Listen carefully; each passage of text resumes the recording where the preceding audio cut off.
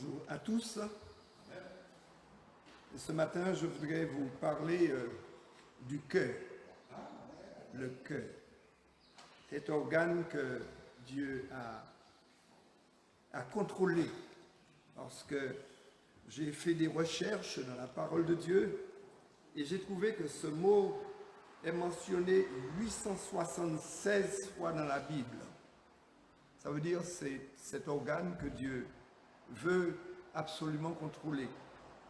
Et nous savons aussi que Ecclésiaste, qui était un grand homme, Salomon, il a aussi fait cette expérience, ces recherches, et il a trouvé dans ses écrits, dont j'ai personnellement compté, verset après verset, et j'ai trouvé 37 fois que ce grand homme de Dieu a parlé concernant le cœur.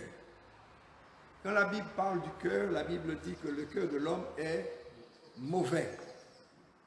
Le cœur de l'homme est tortueux. Oh, si on pouvait parler que du cœur ce matin et de dire tout ce que nous savons que le cœur de l'homme est méchant, n'est-ce pas? Mais Dieu cherche dans cet organe une place d'honneur.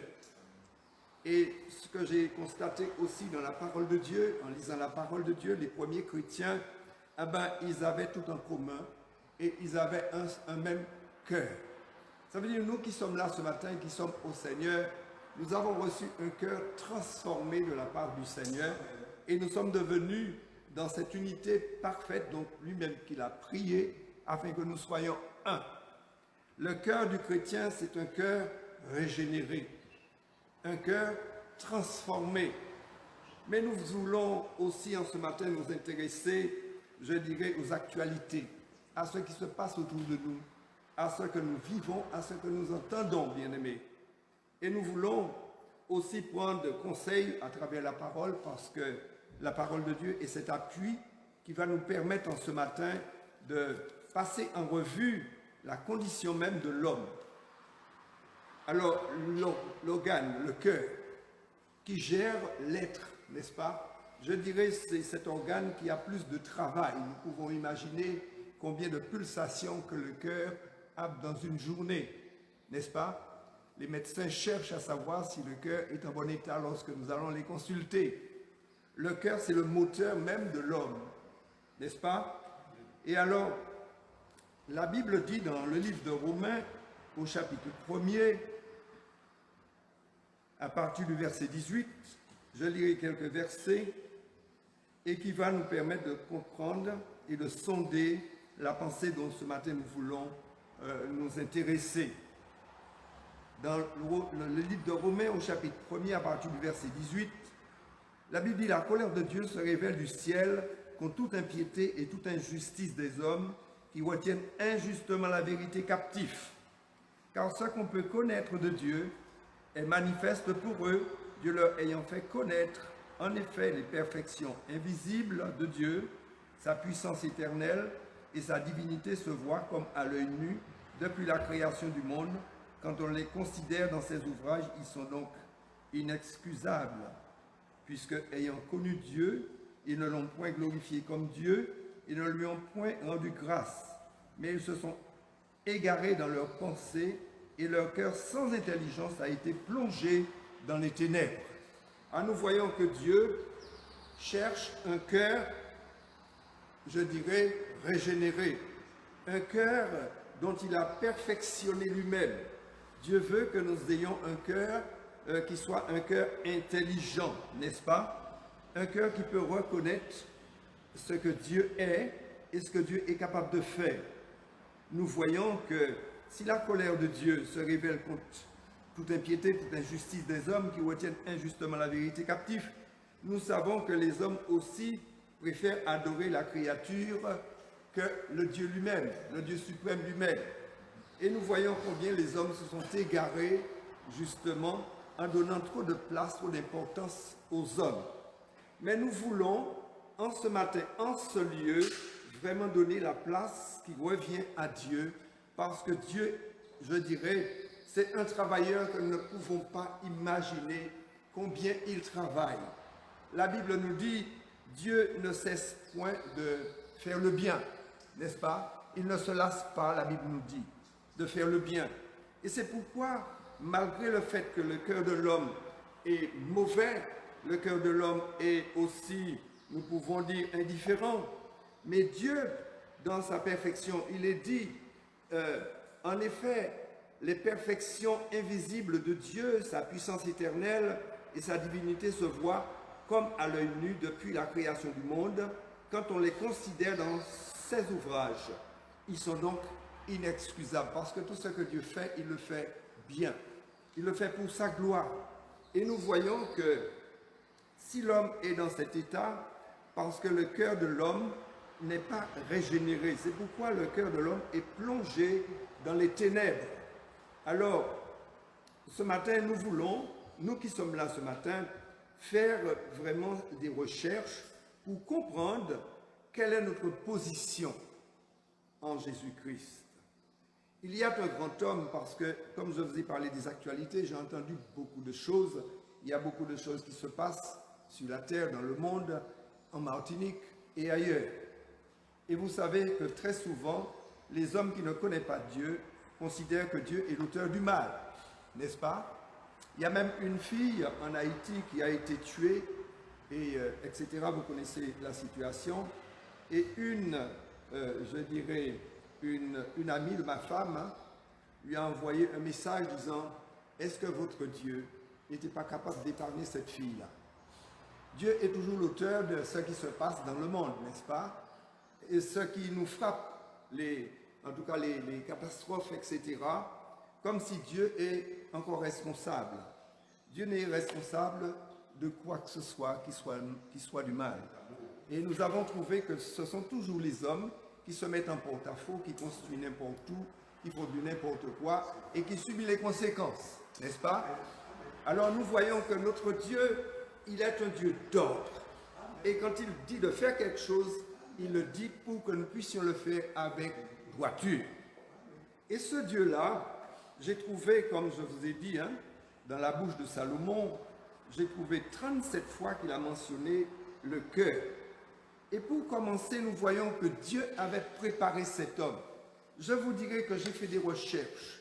Salomon était un homme, la Bible nous dit un homme sage, un homme intelligent, mais un homme qui a commis beaucoup de fautes, n'est-ce pas? Je disais, quand je lisais la Bible et que je ne comprenais pas pourquoi ces choses-là ont été écrites, peut-être que ça pouvait perdre des âmes. Le Seigneur m'a dit non, bien-aimé. Et je bénis ce grand Dieu-là. Vous savez, avant même de vous le dire, il y a Monsieur le Pape qui a dit que la Bible, c'est un livre ancien. Il faudrait même faire disparaître la Bible, peut-être pour écrire quelque chose d'autre, je ne sais. Mais heureusement que dans la Bible, j'ai trouvé les écrits de Salomon et que Dieu a permis de dire que dans sa parole, toute écriture a été inspirée par Dieu, poussée par le Saint-Esprit, et les hommes ont écrit. Et c'est alors que je trouve que Salomon, cet homme que Dieu avait préparé, cet homme que Dieu lui-même avait donné tellement de sagesse, tellement d'intelligence, cet homme a commis des choses abominables. Et je pouvais dire, mais à la fin de sa vie, cet homme pouvait être l'homme le plus malheureux qui existait sur la terre, bien-aimé. Mais je vous dirais que Dieu l'a utilisé pour vous, Dieu l'a utilisé pour moi, afin que nous puissions prendre des précautions, à savoir comment vraiment donner à Dieu ce cœur dont il nous réclame. Dieu ne te demande pas, je dirais, quelque chose de très élevé. Dieu n'a pas besoin de voir si tu es beau, si tu es grand, si tu as, en tout cas, si tu es un bel homme, si tu es une belle femme, si tu es intelligent, si tu es, en tout cas, si tu as toutes les qualités dont nous pouvons rêver sur la terre. J'ai parlé d'intelligence, je pouvais dire un homme instruit ou une femme aussi. Mais Dieu veut que nous puissions comprendre que lorsqu'il nous parle et lorsqu'il nous a laissé les écrits dont nous bénéficions aujourd'hui, c'est pour notre bien, bien-aimé, n'est-ce pas? Et je dirais que heureusement que Salomon a existé, heureusement que Salomon a commis des choses abominables, pour que ce matin, pour que nous qui sommes là ce matin, puissions fonder notre foi en Jésus-Christ et lui donner un cœur vrai. Pour que nous puissions lui dire, Seigneur, mais c'est toi qui avais donné à Salomon je dirais, tout ça de privilèges et dont il est passé à côté. Salomon, c'est vrai, a commis beaucoup de fautes. Il n'a pas été non plus le seul. Mais ce que Salomon a écrit m'a permis de comprendre que Dieu a utilisé les écrits de Salomon pour que nous puissions nous redresser et être des chrétiens plus hauts, plus grands, plus forts, n'est-ce pas? Dans le livre de Rois, 1 Roi, au chapitre 3, Dieu ne commet jamais de faute, jamais d'erreur. Dans le livre de 1 Roi, au chapitre 3, à partir du verset 5 jusqu'à 10, voyons un petit peu qu'est-ce qui s'est passé avec Salomon. À Gabaon, l'Éternel apparut en songe à Salomon pendant la nuit, et Dieu lui dit, « Demande ce que tu veux que je te donne. » Salomon répondit, « Tu as traité avec une grande bienveillance ton serviteur David, mon père, parce qu'il marchait en ta présence, dans la fidélité et dans la justice, et dans la droiture de cœur envers toi. Tu lui as conservé cette grande bienveillance et tu lui as donné un fils qui est assis sur le trône, comme on le voit aujourd'hui. Maintenant, Éternel mon Dieu, tu as fait régner ton serviteur à la place de David, mon père, et moi, je ne suis qu'un jeune homme et je n'ai point d'expérience. Ton serviteur est au milieu du peuple que tu as choisi, peuple immense qui ne peut être ni compté ni dénombré à cause de sa multitude. Accorde donc à ton serviteur un cœur intelligent pour juger ton peuple, pour discerner le bien du mal, car qui pourrait juger ton peuple, ce peuple si nombreux? La Bible nous dit au verset 10, cette demande de Salomon plut au Seigneur, et Dieu lui a donné au-delà de ce qu'il a demandé. Salomon avait demandé quelque chose à Dieu, quelque chose dont chacun de nous qui sommes là ce matin et qui entendez, ce message, Salomon avait demandé quelque chose à Dieu. Le verset 9 nous dit, « Accorde donc à ton serviteur un cœur intelligent. » Et nous avons vu que dans le livre de Romains, que le cœur de l'homme est vacillant, le cœur de l'homme est méchant. Les hommes n'ont pas reçu de la part, n'ont pas reçu ce qu'il fallait pour être des hommes intelligents. Pourquoi? Parce qu'ils ont réveillé la colère de Dieu. Puisque, ayant connu Dieu, ils ne l'ont point glorifié comme Dieu, ils ne lui ont point rendu grâce, mais ils se sont égarés dans leurs pensées et leur cœur sans intelligence. Nous voyons que Dieu va juger l'homme à cause de son cœur qui n'a pas reçu l'intelligence qui vient de Dieu. Salomon avait reçu de la part du Seigneur quelque chose par excellence, n'est-ce pas? Parce que dans son entretien, dans sa prière avec Dieu, il n'avait pas demandé de la richesse, il n'avait pas demandé la gloire. Il avait demandé à Dieu un cœur intelligent pour conduire un grand peuple. Et Dieu lui a donné au-delà. Et c'est pourquoi je vous ai brièvement parlé de la vie de Salomon, parce que cet homme, nous pouvons dire dans sa folie, parce que quand il parle de tout ce qu'il raconte dans le livre d'Ecclésiaste, nous voyons c'est un homme qui s'est éloigné du Seigneur et qui est passé à côté. Le Seigneur a permis cela parce qu'il savait bien, un jour comme aujourd'hui, par milliers, par myriades, il allait appeler des hommes. Et il fallait que tous ces hommes-là, dont nous faisons partie, soient formés, n'est-ce pas? Soient enseignés. Et nous ne pouvons pas mépriser Salomon, au contraire. Mettez-vous avec moi, donnez-moi la main pour vous dire que heureusement que Salomon a existé, pour qu'aujourd'hui je puisse me conformer à Dieu. Parce que nous voyons, il a demandé, il a reçu, mais il n'a pas pu gérer, n'est-ce pas? Salomon a demandé, Dieu lui a donné au-delà, mais il n'a pas pu gérer ce que Dieu lui a donné. Mais ce matin, nous pouvons être des géreurs. Nous pouvons gérer, nous pouvons prendre l'exemple pour dire non, je ne veux pas tomber aussi bas que cet homme. Cet homme, nous le laissons entre les mains de Dieu parce que avec Dieu, il avait une relation particulière, je ne sais pas, mais je peux vous dire ce matin, en tout cas, nous avons ce privilège de donner à Dieu notre cœur pour qu'il puisse le transformer d'une manière, je dirais, conforme à lui. Un cœur qui reconnaît qui est Dieu. Un cœur qui lui donne la place qui lui revient. Un cœur humble. Un cœur dont nous voyons qui va bénéficier de la sagesse de Dieu. Parce que dans la prière de Salomon, nous voyons que Dieu lui a donné non seulement un cœur capable de pouvoir gérer son peuple, mais Dieu lui a donné une sagesse qui a été, en tout cas, une telle sagesse que les gens venaient admirer la sagesse de Salomon. N'est-ce pas?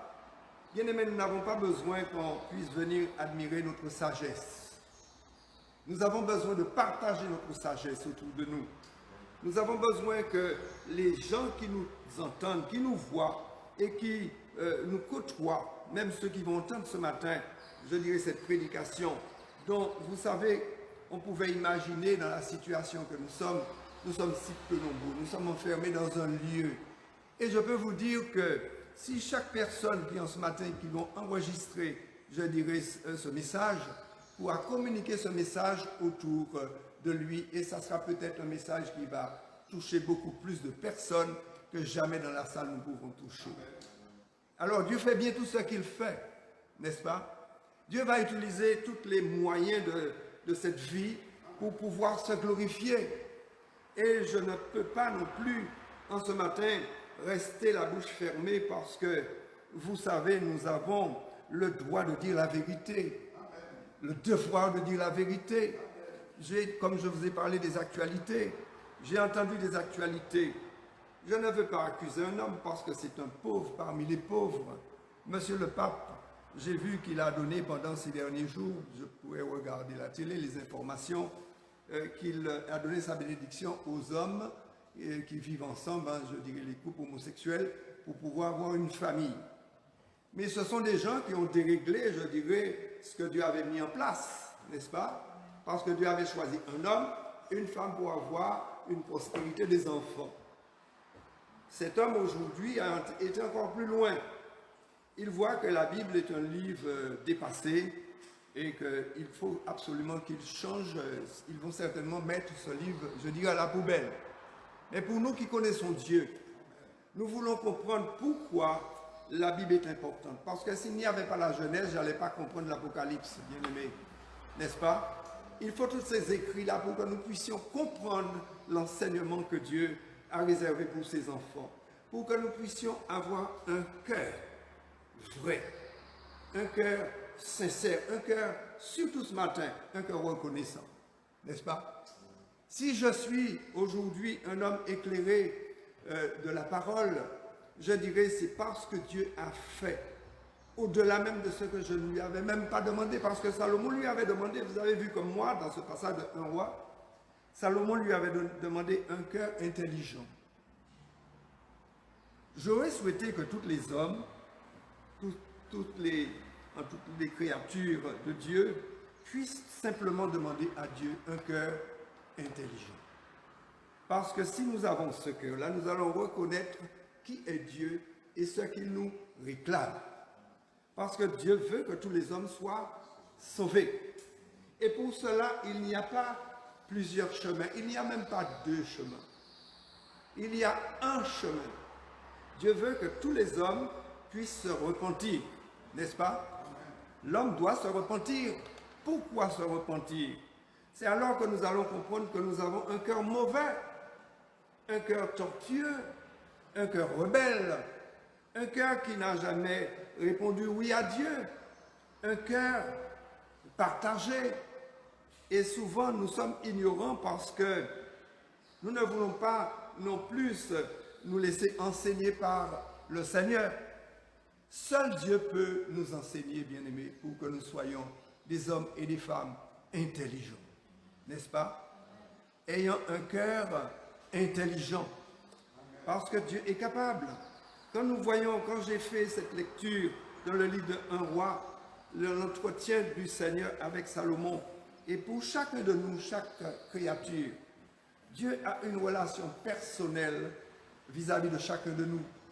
Mais nous repoussons ces appels. Nous repoussons si souvent vraiment ce qu'il en réserve pour nous. Parce que la Bible nous dit que Dieu a tant aimé le monde. Est-ce que nous savons que Dieu nous aime au-delà de ce que nous ne pouvons jamais comprendre? C'est vrai, ce matin, nous avons eu ce témoignage de la sœur qui disait elle ne pouvait pas s'aimer elle-même, mais c'est vrai. Il y a des personnes qui n'aiment pas, je dirais, leur état physique, qui n'aiment pas leur corps en un mot, qui ne s'aiment pas. Mais c'est dommage, parce que ce que Dieu a fait pour chacun de nous, c'est pour que ce matin, dans cette salle, je puisse reconnaître chaque personne d'une manière individuelle et personnelle. Mais si tous nous ayons cette même un visage semblable, physique, etc., mais j'allais avoir des problèmes, n'est-ce pas, pour discerner, mais c'est le frère un tel, c'est le frère un tel, ça serait difficile. Hein? Et Dieu nous a donné à chacun notre état physique, et ainsi nous nous acceptons. Mais pour le Seigneur, eh ben, il n'y a pas de différence. Les chrétiens sont un en Jésus-Christ. Parce que les premiers chrétiens, la Bible nous dit qu'ils avaient tout en commun et ils avaient un seul cœur. Et cela, je l'ai trouvé dans le livre des Actes des Apôtres. Je ne peux pas vous faire lire pour ce matin. Ils n'avaient qu'un cœur. Ça veut dire qu'ils avaient tout en commun. Et ils observaient, je dirais, la parole de Dieu à la lettre, parce que sans la parole, nous sommes vacillants. Nous sommes ignorants. Nous ne savons même pas d'où nous venons et où nous allons.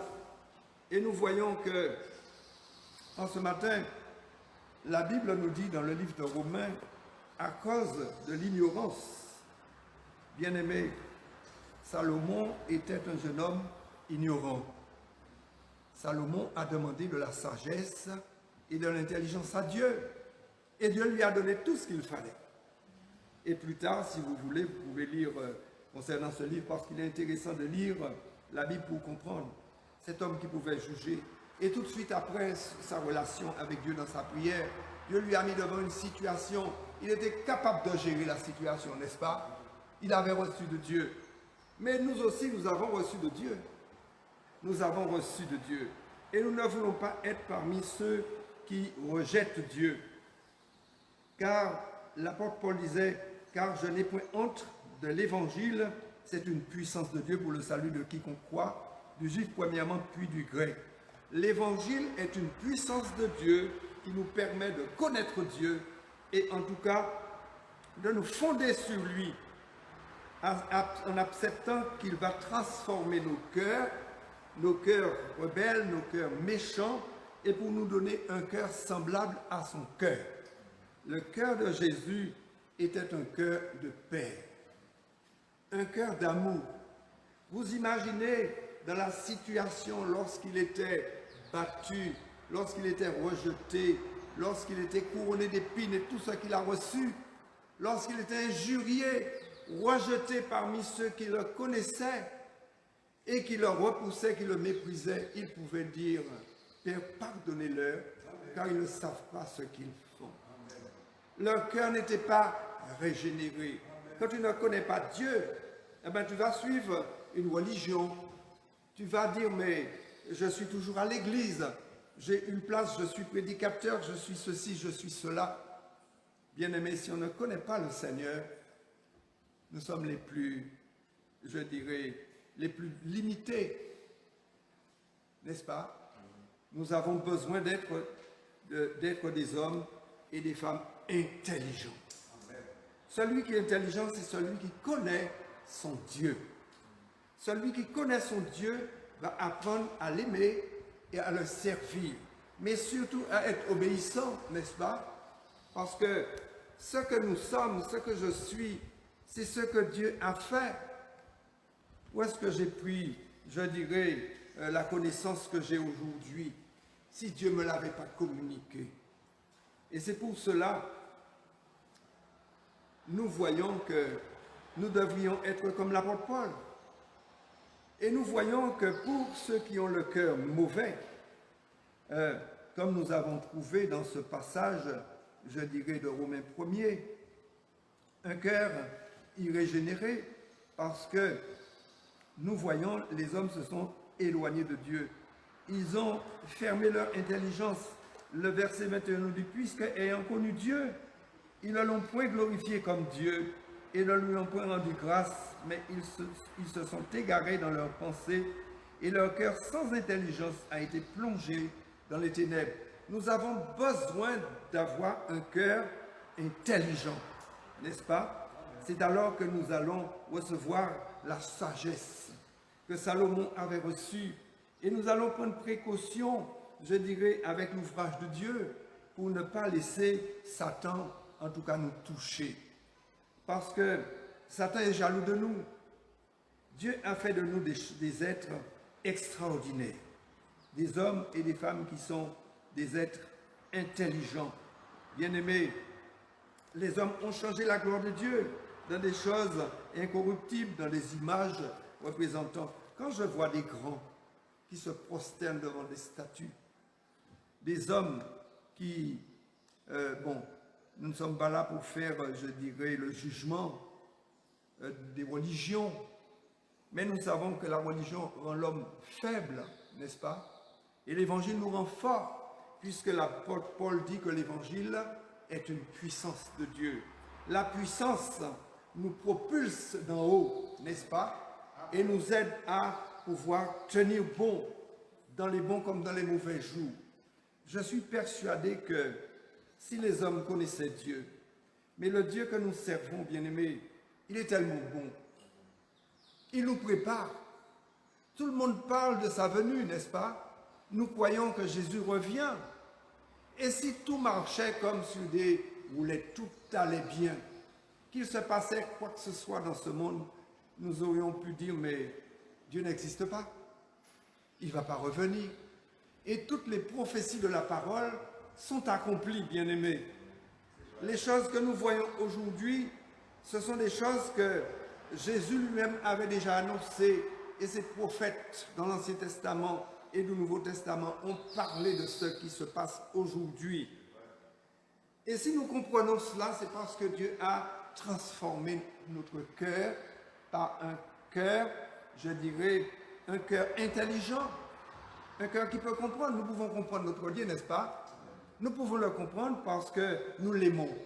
Et nous avons compris que c'est lui-même qui nous avait déjà préparé, comme il avait préparé le jeune Salomon, le jeune roi, pour entrer, je dirais, dans ses fonctions.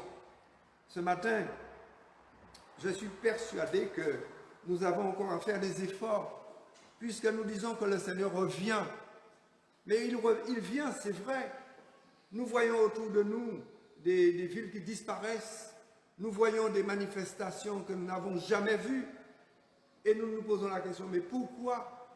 Mais toutes ces choses-là doivent arriver, bien-aimés. Dieu avait dit cela, n'est-ce pas? Dieu ne tient pas compte à la vie physique de l'homme. Dieu peut nous protéger, bien-aimés, c'est vrai. Mais Dieu aussi peut nous permettre de partir. Mais ce matin, nous avons entendu dans la bouche du pasteur Wanel que notre cité à nous n'est pas d'ici-bas, mais c'est là-haut dans le ciel, là où le Seigneur Jésus lui-même a déjà préparé une place afin que nous soyons avec lui. Et si nous voulons être avec lui, il faut bien que nous nous préparions déjà sur cette terre, à savoir si c'est aujourd'hui. Je connais un chant qui disait « Jésus revient bientôt, si c'était aujourd'hui. Dis-moi pourquoi s'il revient aujourd'hui. » Mais s'il revient aujourd'hui, il faut que je sois prêt, n'est-ce pas? Que ça soit la mort subite, que ça soit la mort d'une manière ou d'une autre. Si le Seigneur ne revient pas aujourd'hui, mais il m'appelle aujourd'hui, il faut que je sois déjà prêt. Alors pour cela, il me faut avoir un cœur intelligent, un cœur qui peut comprendre les choses de Dieu, un cœur qui peut, je dirais, s'unir à Dieu, un cœur qui va donner raison à Dieu et qui ne va pas juger Dieu, n'est-ce pas? N'allons pas nous mettre avec le monde, pourquoi ceci, pourquoi cela. Ce qui arrive est de notre faute, bien-aimés, et de la faute des hommes, pas de la faute de Dieu. Dieu n'est pas l'auteur du mal. Dieu permet des choses, et des choses arrivent pour que l'homme puisse se préparer parce que Dieu veut que l'homme soit sauvé. N'est-ce pas? Dieu veut que les hommes soient sauvés. La parole de l'Éternel me fut adressée en ces mots. Fils de l'homme, tu habites au milieu d'une famille de rebelles qui ont des yeux pour voir et qui ne voient point, des oreilles pour entendre et qui n'entendent point, car c'est une famille de rebelles. Et toi, fils de l'homme, prépare tes effets jusqu'au verset 2. C'était jusqu'au verset 3. Alors, et toi, fils de l'homme, prépare tes effets de voyage et pars de jour sous leurs yeux, par leur présence du lieu où tu es pour un autre lieu. Peut-être verront-ils qu'ils ont une famille de rebelles. Ce qui m'intéresse, ce sont les deux versets premiers qui nous dit « La parole de l'Éternel me fut adressée en ces mots, fils de l'homme, tu habites au milieu d'une famille de rebelles. » Bien-aimés, nous qui sommes là aujourd'hui, nous habitons dans une famille de rebelles. Les hommes préfèrent se soumettre aux choses, des distractions, des choses qui ne peuvent donner satisfaction qu'à la chair seulement. Et tout ce que même, je dirais, les gouvernements, les hommes responsables, les hommes d'État essayent de protéger par des lois, etc., les hommes sont en train de bafouiller tout cela. Et tout ce qui arrive par la désobéissance des hommes. Pourquoi? Les hommes sont des êtres rebelles. Mais nous devons nous lever, nous devons préparer notre voyage pour qu'ils puissent voir qu'ils sont des rebelles. Et cela arrivera un jour, n'est-ce pas? Cela arrivera un jour. Et ça sera certainement trop tard, parce que la porte de la grâce sera fermée quand le Seigneur va revenir dans sa gloire pour prendre avec lui l'Église dont nous faisons partie. Eh bien, les hommes vont dire, pourquoi n'avons-nous pas compris, pourquoi n'avons-nous pas fait comme eux? Parce que personne ne veut aller en enfer, bien-aimés. Vous savez ça? Il y a de ceux qui ne savent même pas si l'enfer existe. Et l'enfer existe, le ciel existe. Mais nous savons que pour nous, un jour, et je pense que très bientôt, nous partirons tous ensemble à la rencontre du Seigneur sur les nuées. Et nous serons des hommes et des femmes bienheureux. Mais pour le moment, nous sommes sur la terre et nous vivons dans une famille de rebelles. Même si nous prêchons l'évangile, nous pouvons nous laisser décourager parce que nous prêchons l'évangile, bien-aimés, n'est-ce pas? Personne n'accepte le Seigneur. Je disais ça au pasteur Widolf dernièrement. Vous n'imaginez pas combien je me déplace, combien je m'efforce à parler à droite et à gauche des gens qui viennent me voir. Ils disent, mais j'ai jamais entendu l'évangile prêché aussi haut que ça. Mais aussi haut que l'évangile est prêché, personne n'accepte cet évangile-là. Et c'est décourageant. Je suis persuadé peut-être qu'aujourd'hui, selon, je dirais, ce message qui est enregistré, une personne va se donner au Seigneur. Et vous savez que si cela pouvait se faire, la Bible dit, si les hommes pouvaient connaître et savoir le prix d'une âme. Le prix d'une âme, c'est le prix que le Seigneur a payé à la croix pour que tous les hommes soient sauvés. La preuve de son amour, la preuve qu'il ne veut pas que les hommes périssent et qu'ils aillent en enfer. L'intelligence n'est pas l'instruction. J'ai vu des gens qui sont des hommes, je dirais, de science, des hommes de toute tendance, des hommes, des grands intellectuels, mais qui ne connaissent pas le Seigneur. Ils sont plus ignorants que ceux qui ne savent même pas lire et écrire. J'ai vu des gens que j'ai connus qui ne savaient pas lire et qui ne savaient pas écrire, qui ne savaient même pas écrire leur nom, signer leur nom. Mais ils ont commencé, un homme avait frappé sa femme, un homme qui était à l'évangile avait frappé sa femme, malheureusement il n'avait pas le doigt et il a été en prison à cause de cela. Et quand il est arrivé, je dirais, dans ce lieu, il a demandé un livre. Mais vous imaginez, vous emmenez un livre pour quelqu'un qui ne sait pas lire et écrire. Qu'est-ce que vous allez emmener? Un Tintin, un Black le Rock, un Zambla, un livre à bande dessinée. Et ils ont emmené ce genre de livre-là pour lui, c'est vrai. Cet homme a dit non, ce n'est pas ce livre-là que je veux. Alors, sans jamais employer le nom du livre qu'il voulait, quelqu'un lui a emmené une Bible. Il a dit, voilà le livre que je voulais, la Sainte Bible. Vous imaginez, lui, en mettant la Bible, il pouvait déjà définir que c'est la Sainte Bible. Et c'est vrai, il est déjà décédé, mais c'était un prédicateur. Il prêchait l'évangile. Dieu peut changer les choses comme nous ne pouvons jamais imaginer. Dieu change la malédiction en bénédiction. Et quand la bénédiction de Dieu prend place à la malédiction, l'homme devient un homme intelligent. Et l'intelligence de l'homme lui permet de donner toujours la place qui revient à Dieu. La place qui lui revient, c'est à savoir que c'est lui qui nous a transformés. C'est lui qui nous a changés. C'est lui qui nous a appelés. La Bible nous dit que c'est lui qui nous a appelés. Quel Dieu que nous avons, bien-aimés. J'étais dans un lieu, je ne savais même pas où j'étais. Et j'ai entendu sa voix. Venez à moi, vous tous qui êtes fatigués, chargés, et je vous donnerai du repos pour vos âmes. Il n'a pas dit pour le corps. Mais si l'âme est en repos, le corps est en repos parce que le corps est en paix. Nous ne craignons rien. Et c'est pour cela, je suis un homme heureux parce que j'ai avancé petit à petit et je connais le Seigneur et je me réjouis. Tout ce que je peux dire autour de moi, vous qui m'écoutez, cherchez à connaître Dieu. Et il va changer ce cœur ignorant, puisque nous n'allons pas toujours avoir que de mépris. Un cœur ignorant ne veut pas dire un cœur mauvais, n'est-ce pas? Ce cœur ignorant parce qu'on ne connaît pas.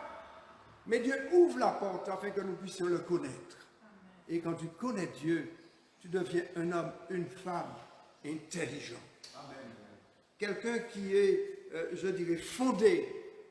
Une personne qui est fondée, c'est une personne qui a un appui. Et à ce moment-là, nous avançons. Et nous ne craignons quoi que ce soit. Il avait dit à Josué, ne regarde ni à droite, ni à gauche. Regarde devant toi. Regarde vers ton Dieu. Regarde vers ton avenir. Regarde sur ce qu'il t'a promis. Il nous a promis la vie éternelle, bien-aimés. C'est ce que nous aspirons à cela. Si ce matin nous sommes là, pourquoi nous sommes là? C'est parce que nous aspirons aux choses les meilleures. Nous voulons gagner le ciel, n'est-ce pas? Et pour cela, il faut un cœur régénéré. Cela n'est pas possible, je ne peux pas vous aider à régénérer votre cœur. Dieu est capable. Dieu va m'utiliser à travers la parole pour que cette parole puisse vous régénérer, n'est-ce pas? Le frère Lumière ne peut rien pour vous. Le frère Lumière peut vous enseigner la parole. Et si vous acceptez cette parole, le Seigneur fera sa part, il va vous régénérer. Il va vous donner un cœur intelligent, un cœur qui va dire non, je veux connaître. Il faut que nous soyons des êtres curieux. Je dirais de nature, l'homme, c'est un être curieux, n'est-ce pas? Nous voulons toujours savoir ce qui se passe. Et quand il faut s'intéresser aux choses de Dieu, eh bien, nous sommes fainéants, nous sommes limités. Donnons-nous, je dirais, ce plaisir de connaître, d'aller plus loin. Je connais la parole. Les pasteurs, les serviteurs qui sont là, vous, les membres, vous connaissez la parole. Mais nous voulons aller encore plus loin pour connaître davantage de la parole, n'est-ce pas? Et que c'est cette parole qui va nous façonner. Cette parole va nous transformer. Cette parole va nous mettre debout. Et quand quelqu'un qui nous connaissait, un homme ignorant, c'est lui qui est là aujourd'hui, mais c'est Dieu qui est capable de faire ça, oui. Dieu est capable de faire ça. Dieu peut t'utiliser. Il fera de toi un homme, une femme, je dirais, comme il avait commencé avec Salomon. Ne faisons pas l'erreur de Salomon. Disons, Seigneur, tu as commencé avec moi un jour et je veux s'asseoir pour toujours. N'est-ce pas? Parce que ce que Dieu a fait, bien-aimé, il ne faut pas que nous puissions le mépriser. Parce que Dieu, c'est lui qui a changé ma vie. Ce qu'il a fait, je n'étais pas capable de le faire. Et comme il a fait pour moi, je dis, Seigneur, continue, je te donne la main. Et conduis-moi, comme dans le psaume 23. Le psaume 23 nous parle comment Dieu nous conduit, n'est-ce pas? Dieu nous conduit, il est le bon berger. Il nous conduit dans de verts pâturages. Mais il nous dit, il restaure nos âmes. Nous sommes restaurés. Nous n'avons ni faim, ni soif. Pourquoi nous avons tout pleinement? Et la Bible nous dit que nous avons tout pleinement en Jésus-Christ. Pour terminer, nous allons lire encore quelques versets dans Ecclésiaste chapitre 2, versets 1 à 13. Je ne sais pas si je vais lire tous les versets, c'est pourquoi j'ai eu des hésitations. Un homme qui pouvait parler à son cœur, comme nous le pouvons aujourd'hui. chacun de nous, nous pouvons parler à notre cœur, n'est-ce pas? Et nous pouvons dire à ce cœur, j'ai dit en mon cœur, allons, je t'éprouverai par la joie et tu goûteras le bonheur, et voici c'est encore une vanité. J'ai dit du rire insensé et de la joie, à quoi sert-elle? J'ai résolu en mon cœur de livrer ma chair au vin, tandis que mon cœur me conduisait avec sagesse et de m'attacher à la folie jusqu'à ce que je vise que c'est un bon pour le Fils de l'homme de faire sous les cieux pendant le nombre des jours de sa vie. J'exécutais de grands ouvrages, je me bâtis des maisons, je plantais des vignes, je me fis des jardins et des vergers, et j'y plantais des arbres à fruits de toutes les espèces. Je me créais des étangs pour arroser la forêt, pour croissaient les arbres. J'achetais des serviteurs et des servantes, et je leur enfantais né de la maison.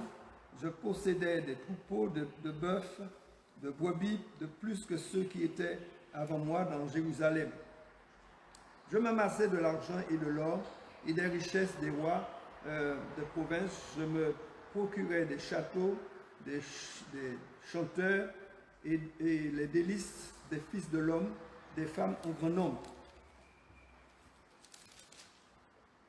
Je devais grand et plus grand que tous ceux qui étaient avant moi dans Jérusalem, et même ma sagesse demeura avec moi. Tout ce que mes yeux avaient désiré, je me les ai point privés. Je n'ai refusé à mon cœur aucune joie, car mon cœur prenait plaisir à tout mon travail, et c'est par là qu'il m'en est revenu. Plus j'ai considéré tous les ouvrages que mes mains avaient faits, et les peines que j'avais prises à les exécuter, et voici tout est vanité et poursuite du vent, et il n'y a aucun avantage à tirer de ce qu'on fait sous le soleil. Alors j'ai tourné mes regards vers la sagesse et vers la solitude et la folie, car que fera l'homme qui succédera au roi ce qu'on a déjà fait? J'ai vu que la sagesse a de l'avantage sur la folie, comme la lumière de l'avantage sur les ténèbres. Nous voyons, il dit, la sagesse à ses yeux, à la tête, à l'insensé marche dans les ténèbres. Mais j'ai reconnu aussi que l'un et l'autre a un même sort. La parole nous dit ici, alors j'ai tourné mes regards vers la sagesse et vers la solitude, vers la sottise, et la folie. Car que fera l'homme qui succédera au roi que l'on a déjà fait? J'ai vu que la sagesse a de l'avantage sur la folie, comme la lumière a de l'avantage sur les ténèbres. Bien-aimés, la sagesse a l'avantage sur la folie, n'est-ce pas? Et Dieu avait donné à Salomon beaucoup de sagesse. Et nous voyons aujourd'hui que la sagesse va nous donner encore l'avantage sur les ténèbres. Ça veut dire que nous pouvons comprendre les choses. Nous pouvons avoir que le discernement, comme Salomon avait demandé, du bien et du mal, pour faire un choix, pour nous positionner, n'est-ce pas? Pour que nous puissions dire autour de nous, j'ai un cœur transformé, un cœur régénéré, un cœur intelligent, un cœur dont le Seigneur Jésus lui-même a conçu. Et c'est alors que nous allons dire que nous sommes des hommes et des femmes bienheureux, n'est-ce pas? Nous avons besoin de ce cœur-là, bien-aimé. Un cœur qui comprend les choses de Dieu. Un cœur qui refuse la folie. Lorsque nous avons lu ces quelques versets que j'ai eus avec hésitation parce que mes vers m'ont posé problème, je vous laisse entendre que Salomon a fait toutes ces recherches-là. Alors, il a vu que tout ce que l'homme peut trouver comme joie sur la terre est une folie, n'est-ce pas? Tu peux bâtir. Il a bâti des maisons, il a bâti des châteaux, il a fait des choses extraordinaires, cet homme-là. Et il a vu que tout ça était poursuivi du vent et une folie pour l'homme. Alors nous avons besoin de faire la différence, la part des choses, pour donner raison à Dieu dans tout ce qu'il nous demande. Qu'est-ce que Dieu nous demande, bien-aimés? Un cœur vrai, un cœur sincère, un cœur qui ne balance pas ni à droite ni à gauche, un cœur qui est fondé en Jésus-Christ, un cœur renouvelé, un cœur régénéré. Et cela passe par, en tout cas, ce que le Seigneur a réclamé, il en a demandé à tous ceux qui l'ont reçu, il leur a donné le pouvoir de devenir enfants de Dieu. Et lorsque nous devenons enfants de Dieu, nous devons obéir à ses exigences, passer par les eaux du baptême, après avoir accepté de nous repentir, et c'est alors que nous allons commencer une vie extraordinaire avec Dieu, par le Saint-Esprit qui nous conduit et qui est à l'œuvre encore aujourd'hui. Que le Seigneur nous bénisse. Amen. Et au Seigneur soit la gloire. Amen.